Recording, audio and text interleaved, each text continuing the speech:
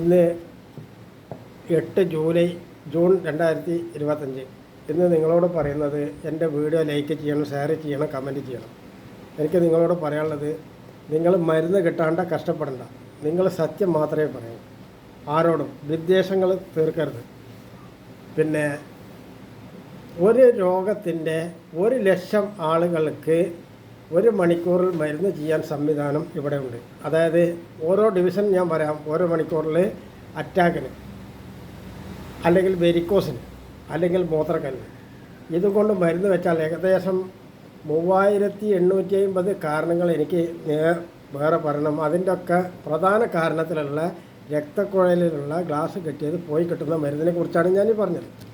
രണ്ടാമത്തേത് മൂത്രത്തിൽ കൂടെ ഒലിച്ചു പോകാനുള്ള കഷായത്തിൻ്റെ ഇന്നത്തെ ചിലവ്. നാളത്തെ ചിലവ് പറയാൻ പറ്റില്ല, കാരണം നമ്മുടെ വിറകിൻ്റെ ചാർജ് പണിക്കാരുടെ കൂലി കൂടുന്നതിനനുസരിച്ചിട്ട് ഞാൻ ഈ വാക്ക് മാറിക്കൊണ്ടിരിക്കും. പണിക്കാർക്ക് ഇപ്പോൾ നമ്മുടെ അതിൽ ഒരു 100 പണിക്കാർ പണിക്കണ ഒരു പണിയാണെന്ന് വിചാരിച്ചാൽ അവരുടെ ശമ്പളം നിങ്ങൾ തരണം, അല്ലാണ്ട് ഞാൻ എവിടെ പോകും? മനസ്സിലായില്ലേ? അതുകൊണ്ട് ആ സാധനമാണ്. ഇതിന് ഗ്യാസ് കത്തിക്കാൻ പറ്റില്ല, തെങ്ങിൻ്റെ വിറക് കത്തിക്കാൻ പറ്റില്ല, മൂച്ചിൻ്റെ വിറക് കത്തിക്കാൻ പറ്റില്ല. ഇതൊക്കെ മരമാണ്, വിറകാണെന്ന് പറഞ്ഞതും കാര്യമില്ല. അപ്പോൾ നമ്മൾ മറ്റുള്ളത് കത്തിച്ച അടുപ്പിലോ അല്ലെങ്കിൽ അതിൻ്റെ ഇടക്കോ ഈ പറയുന്ന സാധനങ്ങളൊക്കെ ഇടക്കോ ഓരോ പൂളി ചെല്ലുക, അത് അധികമൊന്നും പറ്റില്ല. അപ്പോൾ ഇങ്ങനെയാണ് ഈ കഷായം ഉണ്ടാക്കുന്നത്. എൻ്റെ കഷായം കഴിക്കില്ല, നിങ്ങൾ പ്രത്യേകം കണക്കാക്കണം. കഴിക്കാത്ത കഷായമാണ്, മധുരമില്ലാത്ത കഷായമാണ്. ഏത് ഷുഗറിനെയും ഞാൻ മാറ്റും, ഏത് ചത്തവനെയും പറപ്പിക്കും ഞാൻ 48 മണിക്കൂറിൽ. 48 മണിക്കൂറിൽ ചത്ത് കിടക്കുന്ന പറക്കും.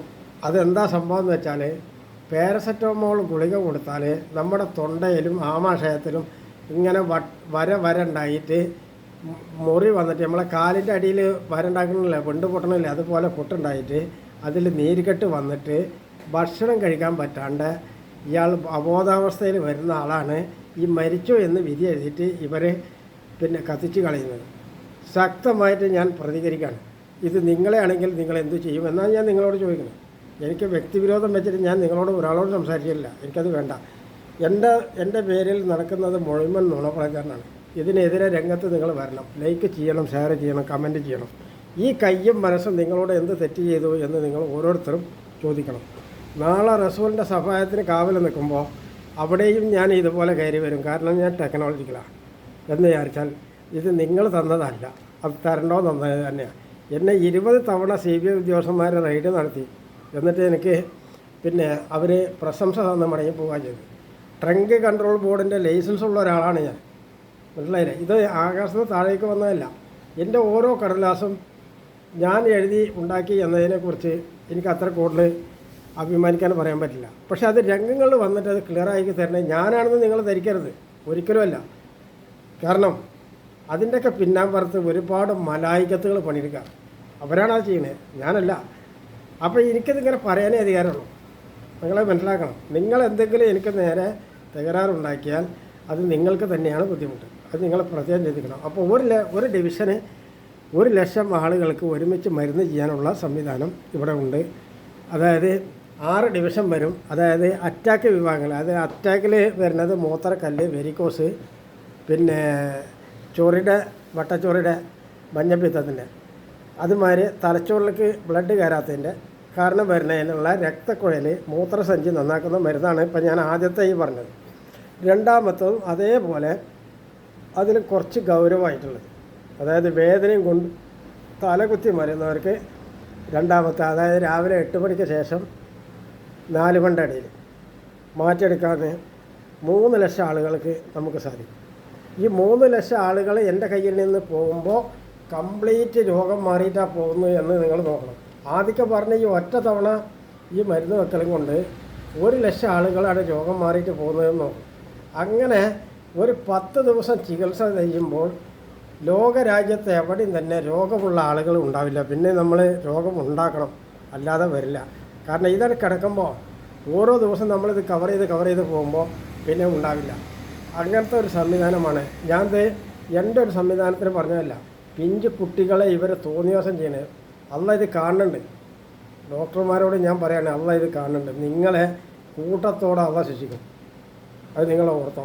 എനിക്ക് കിട്ടിയ മുന്നറിയിപ്പ് വെച്ച് ഞാൻ പറയാണ്.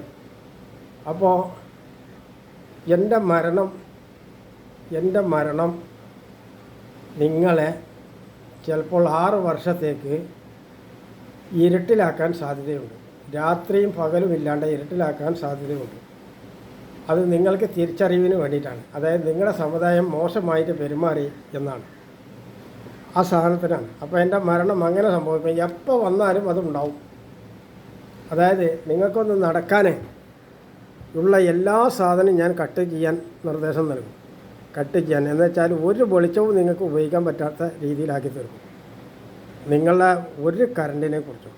കാരണം നിങ്ങൾ അത്രയേറെ ശാപം ചെയ്തിട്ടുണ്ട്, പാപം ചെയ്യേണ്ടത്. ഇന്നൊക്കെ ഞാൻ കാണുന്ന പിന്നെ പരിപാടിക്ക് പോയിട്ട് കാണുന്ന ഒട്ടനവധി ആളുകളെ, ഒരു സൈഡില്ലാത്തവർ, ഓട്ടിസം ബാധിച്ച കുട്ടികൾ, അതുപോലെ മുറി കൊണ്ട് പുഴുത്ത് നടക്കുന്നവർ, ഡോക്ടർ ഇറച്ചി മീനും കഴിക്കരുതെന്ന് പറഞ്ഞവർ, ഇങ്ങനൊരു സംവിധാനം മുഴുവൻ നുണയാണ് എന്ന കാര്യം നിങ്ങൾ മറക്കരുത്. നിങ്ങൾ 1,00,000 രൂപ ചിലവ് ചെയ്യുക, എന്നിട്ട് ഒരു തവണ മരുന്ന് കഴിക്കുക. അതിൻ്റെ ആദ്യം 3,000 രൂപയുടെ, ഒന്നെങ്കിൽ 500 രൂപയുടെ, അല്ലെങ്കിൽ 3,000 രൂപയുടെ, അല്ലെങ്കിൽ 12,500 ഒരു 3 തവണ അരച്ച മരുന്ന് കഴിക്കുക. എന്നിട്ട് ഈ കഷായം ഉപയോഗിക്കുക. അത് നിങ്ങൾ ഒറ്റയടിക്ക് വേണമെന്നില്ല, നിങ്ങൾക്ക് കഴിയുന്നതനുസരിച്ച് ഓരോന്ന് മതി. നിങ്ങളുടെ കഴിവിൻ്റെ അനുസരിച്ചിട്ട് അത് കുറച്ച് കൊടുത്തിട്ട് നിങ്ങൾ ചെയ്തോ, അതും നിങ്ങൾക്ക് ഉപകരിക്കും. അല്ലാണ്ട് നിങ്ങൾ വിംസ് ആശുപത്രിയിൽ പോയി ടോക്കൺ എടുത്ത് കാവല് കിടന്നുകൊണ്ട് നിങ്ങൾ പിറ്റേ ദിവസം രാവിലെ മരിച്ചിട്ടുള്ള ഇറങ്ങി വരിക. ഒരു രോഗമില്ലാത്ത നിങ്ങളെ കൃത്യമായിട്ട് കൊന്നുവിടുന്നല്ലേ.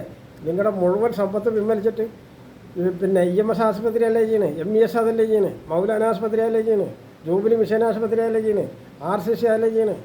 അത് മാത്രം 175,000 മില്യൺ കോടി അമേരിക്കൻ ഡോളറിന് തുല്യമായ സംഖ്യ നിങ്ങളുടെ അടുത്ത് നിന്ന് ഈടാക്കിയിട്ടാണ് അവർ ചെയ്യുന്നത്. ഇതൊക്കെ നിങ്ങൾ തിരിച്ചറിയണം. ആ സത്യങ്ങൾ മറ്റുള്ളവരോട് വിളിച്ച് പറയണം. ഇവിടെ വിദ്യാഭ്യാസം പഠിച്ചത് നിങ്ങൾ ആദ്യം ചിന്തിക്കണം, ആദ്യം കേൾക്കണം, രണ്ടാമത് ചിന്തിക്കണം. കേൾക്കണം, ചിന്തിക്കണം, എന്നിട്ട് അത് നല്ലോണം ഉചിതമാക്കിയിട്ട് സംസാരിക്കണം. എന്തെങ്കിലും അപാധം ഉണ്ടെങ്കിൽ സ്റ്റോപ്പിങ് പറയണം, അതും വായും കൊണ്ടാണ്. എന്നിട്ട് പിന്നെ അത് കൈയും കൊണ്ട് പ്രവർത്തിച്ചിട്ട് ബുദ്ധിയും കൊണ്ടും വീണ്ടും കേട്ട് ചിന്തിച്ച് മറ്റുള്ളവരോട് പറയണം. ഈ വാക്ക് നിങ്ങൾ ഒരുപാട് ചിന്തിക്കണം. നിങ്ങൾ ചന്തം കൊണ്ട് ചിന്തിക്കരുത്. ചിന്ത കൊണ്ട് ചന്തമുണ്ടാവണം. ചിന്ത ഉപയോഗിച്ച് ചന്തമുണ്ടാവണം. നമ്മൾ ഈ അവസരത്തിൽ ഓർക്കേണ്ടത് മഹാനായ ബിലാലിനെയാണ്. മഹാനായ ബിലാൽ ആരായിരുന്നു? നിങ്ങൾ ചിന്തിക്കണം. മഹാനായ ബിലാൽ ആരായിരുന്നു?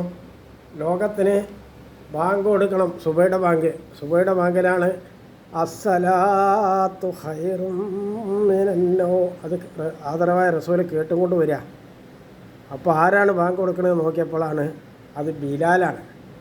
മൈക്കയില്ലാത്ത, കറണ്ടില്ലാത്ത ഒരു ലോകത്ത്, വസ്ത്രമില്ലാത്തൊരു ലോകത്ത് അസ്സലാത്തു ഖൈറും മിനന്നോ അന്നത്തെ മക്ക നിവാസികളോട് വിളിച്ചു പറഞ്ഞ ഒരു സത്യമാണ്. ആ സത്യമാണ് ഇന്ന് ലോകം ഒന്നായിട്ട് 24 മണിക്കൂറും ബാങ്ക് കൊടുത്തുകൊണ്ടേയിരിക്കണം. അല്ലാഹു അക്ബർ, അല്ലാഹു അക്ബർ, അല്ലാഹ് വലിയവനാണ്. അശ്ഹദു അല്ലാ ഇലാഹ ഇല്ലല്ലാഹ്. റസൂലല്ലാതെ നിങ്ങൾക്ക് ഒരാളും ഇത് പറയാനില്ല. അള്ളയാണ് വലിയവൻ. ആരാ പറഞ്ഞു തരുന്നത്? റസൂലാണ്. മനസ്സിലായില്ലേ? നിസ്കാരത്തിൻ്റെ വക്തായി കേട്ടോ, നിസ്കാരത്തിൻ്റെ വക്തായി. ഇത് അള്ള കാണുന്നുണ്ട്, നീ ചെയ്യുന്ന കുറ്റങ്ങളൊക്കെ. അള്ള എല്ലാണ്ട മറ്റൊരു ഇലാഹില്ല. അശ്ഹദു അന്ന മുഹമ്മദ റസൂലുള്ളാഹ്. എത്ര ഒരു മനോഹരമാണെന്ന് നിങ്ങളൊന്ന് ചിന്തിച്ച് നോക്കിയേ. എത്ര ഒരു മനോഹരമാണെന്ന് ചിന്തിച്ച് നോക്കിയേ. വെറുതെ ഒന്ന് ചിന്തിച്ച് നോക്കിയേ. ഒരുപാട് മനോഹരമാണ്. ഈ ഭാഷ ഉപയോഗിച്ചിട്ടാണ് നിങ്ങൾ എനിക്ക് നേരെ നുണ പറയുന്നത്. അതിൽ ഒരു മുടിനാരെങ്കിലും നിങ്ങൾ സത്യം വെച്ചിട്ടാണ് നിങ്ങൾ പറയുന്നതെങ്കിൽ നിങ്ങൾ വിജയിച്ചില്ലേ? എന്തുകൊണ്ട് അങ്ങനെ ആയി? അത് നിങ്ങൾ ചിന്തിക്കണം. ആര് നിങ്ങളുടെ പിന്നെ കൂടി അവരുടെ ഗോത്രം എന്താണെന്നൊന്നുമല്ല, നിങ്ങൾ ചിന്തിച്ചതും പിന്നെ പറഞ്ഞതും കംപ്ലീറ്റ് തെറ്റാണ് എന്നാണ്. മനസ്സിലായില്ലേ? അപ്പോൾ എനിക്കത് പറഞ്ഞേ പറ്റും. കുറവുണ്ടെങ്കിൽ നികത്തണം. അതാണ് നിങ്ങൾ ചെയ്യേണ്ടത്. കുറവുണ്ടെങ്കിൽ അത് നികത്തണം. അസ്സലാമു അലൈക്കും. അപ്പോൾ 1,00,000 ആളുകൾക്ക് ഏത് തരത്തിലും ചികിത്സ ചെയ്യാനുള്ള സംവിധാനങ്ങൾ ഞാൻ ഒരുക്കിയിട്ടുണ്ട്. എൻ്റെ പേരക്കുട്ടി പാസിലാണ്. ഇനി നിങ്ങൾക്ക് ഇപ്പോൾ തുടക്കത്തിൽ ചികിത്സ ചെയ്യുക. അത് കഴിയുമ്പോൾ അതിൻ്റെ തൊട്ട് താഴെയുള്ളവരൊക്കെ ഓരോന്ന് കയറും. വനിതകൾക്ക് എൻ്റെ സെനമോൾ വരും. അതുപോലെ തന്നെ അതിൻ്റെ താഴെ ഒരു 2-3 കൊല്ലം കഴിയുമ്പോഴത്തേന് അതിൻ്റെ താഴെയുള്ളവന് സിനാന് വരും. മനസ്സിലായില്ലേ? അതിൻ്റെ പിന്നാലെ എൻ്റെ ഫാമോൾ വരും. ഇതൊക്കെ എൻ്റെ പ്രതീക്ഷയാണ്. അതിൻ്റെ ചുവടെ വരാനുള്ളവർക്ക് കുറച്ചും കൂടി താമസമുണ്ട്. അധികം താമസിക്കേണ്ടവർ വരും. അവർ വരൽ നിങ്ങളെ ആരെയും ബലപ്പെടുത്താനോ ഭീഷണിപ്പെടുത്താനോ അല്ല. ഞങ്ങൾക്ക് അറിയുന്ന കാര്യങ്ങൾ ഞങ്ങൾ പറയുക തന്നെ ചെയ്യും. നിങ്ങൾ ആരായിട്ടും കാര്യമില്ല, ഞങ്ങൾ പറയും. പറയാനുള്ളതാണ് ഞങ്ങൾ.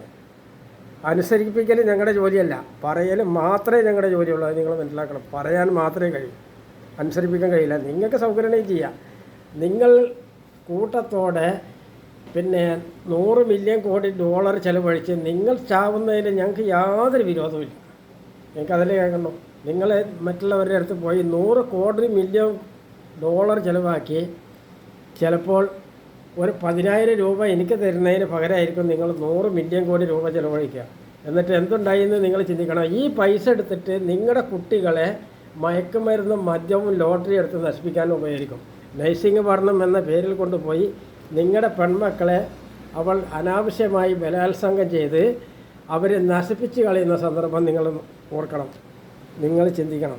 നിങ്ങളുടെ മക്കൾക്ക് ഡോക്ടർ ഉദ്യോഗം കൊടുക്കുക എന്ന് പറഞ്ഞ് നിങ്ങളെ കൊല്ലാനുള്ള ലൈസൻസ് അവർക്ക് കൊടുത്തിട്ട് അവരെ കൊണ്ട് ചെയ്യിക്കുന്ന അവസരമാണ് നടന്നുകൊണ്ടിരിക്കുന്നത്. അതുകൊണ്ട് തിരിച്ചറിയാൻ തന്നെ വേണം. ഇതിന് നരേന്ദ്രമോദി അല്ല കുറ്റക്കാരൻ. ഒരിക്കലും നരേന്ദ്രമോദി എന്ന് അതിന് പറയാൻ പറ്റില്ല. ഇതിൻ്റെ മുന്നേ ഇതിനുള്ള ഒരു ഗൂഢസംഘങ്ങളുണ്ട്. അവരെ ബുദ്ധി മാറ്റാൻ നമുക്ക് കഴിഞ്ഞിട്ടില്ലെങ്കിൽ നമ്മൾ തൂങ്ങി മരിക്കുന്നതിന് തുല്യമാണ് പണ്ഡിതന്മാരെ, സ്കൂൾ മാഷന്മാരെ, സിവിൽ സർവീസ് ഉദ്യോഗസ്ഥന്മാരെ, അതുപോലെ തന്നെ പിന്നെ റവന്യൂ ഉദ്യോഗസ്ഥന്മാരെ, ജഡ്ജിമാരെ. എനിക്കത് ചിന്തിക്കേണ്ടതുണ്ട്. നിങ്ങളോട് ഇങ്ങനെ പറയേണ്ടതുണ്ട്. പറയാൻ എനിക്ക് ബാധ്യതയുണ്ട്. നിങ്ങൾ എന്നെ തുറങ്കലടക്കിച്ചേക്കാം. ഞാൻ പറഞ്ഞൊരു വാക്ക് തിരിച്ചുണ്ടാക്കാനോ അതിൻ്റെ ശരി കണ്ടുപിടിക്കാനോ നിങ്ങൾ 10,000 കൊല്ലം തപസ്സിരുന്നാൽ സാധിക്കില്ല. അസ്സലാമു അലൈക്കും.